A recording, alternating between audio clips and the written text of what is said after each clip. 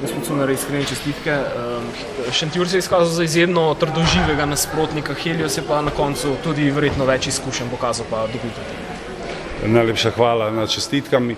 Pa jaz osebno sem pričakoval eno trdo tekmo. Moram reči, da sem bil izredno zadovoljen v segmenti, ko smo bili prava ekipa v obrambi in imeli potrpljenja v napadu. Nažalost, 4-krat smo naredili to razliko okrog 10 točk in pozabili smo, kakšnega nasprotnika imamo. Da igrajo doma, ekipa, katera ima takšne šutere, sigurno, da smo morali glede koncentracije malo več narediti, ampak vesel sem zmage, zelo pomembna je, imamo ta mini break in bomo se res pripravili z veseljem za končnico državnega prvenstva. Verjetno vas veseli tudi tale končna trojka Elvina Snova.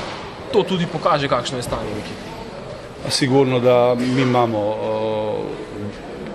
vredne igralce, dobre igralce, rabimo pa malo več to delati. Nažalost smo bili res cel čas, da sem z ekipo z velikimi težavami glede poškodbe, recimo danes ni igral Žiga Zagorc, Željko Zagorac in nam je zelo pomemben igralec Rik Šilc, so poškodovani.